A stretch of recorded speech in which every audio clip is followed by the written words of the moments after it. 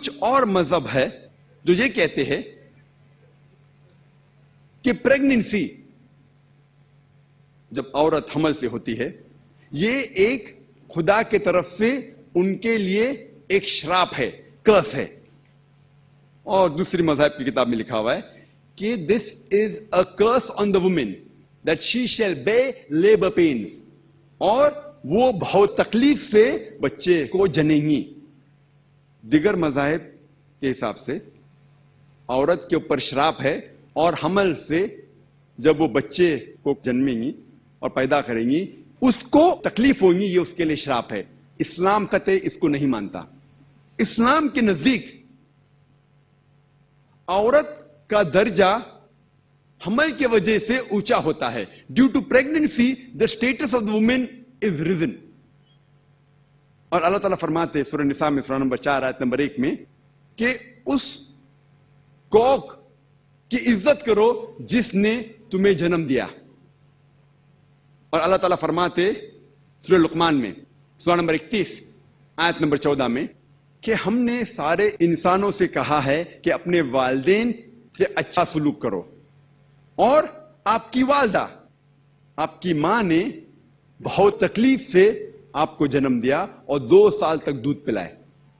اس کا ذکر سورہ احقاف میں بھی ہے، سورہ نمبر 46 آیت نمبر 15، جس میں اللہ تعالیٰ فرماتے ہیں کہ ہم نے انسانوں سے کہا ہے کہ اپنے والدین سے اچھا سلوک کرو. اور آپ کی والدہ نے، آپ کی ماں نے آپ کو تکلیف سے کوکھ میں رکھا اور تکلیف سے جنم دیا، اسی لیے اس کی اور عزت کرو.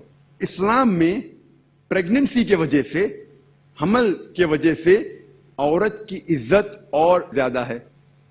اور ایک حدیث ہے صحیح بخاری کی، محمد صلی اللہ علیہ وسلم کی حدیث ہے، صحیح بخاری جلد نمبر 8 کتاب الآداب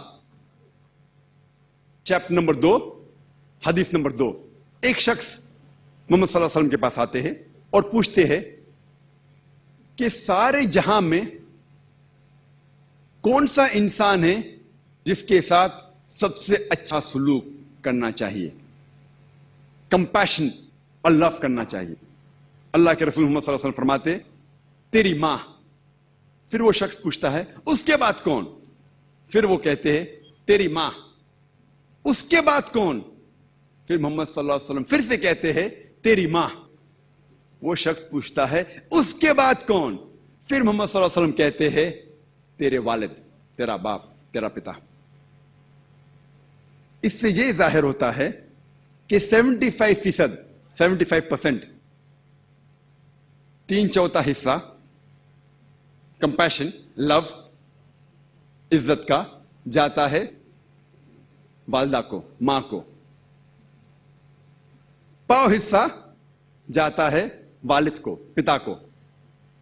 مختصر سے ماں کو ملتا ہے گولڈ میڈل، سونے کا تمغہ. ماں کو ملتا ہے سلور میڈل، چاندی کا تمغہ. ماں کو ملتا ہے برونز میڈل، تانبے کا تمغہ. باپ کو ملتا ہے صرف کنسولیشن پرائز. یہ ہمارے پیغمبر محمد صلی اللہ علیہ وسلم کا کہنا ہے.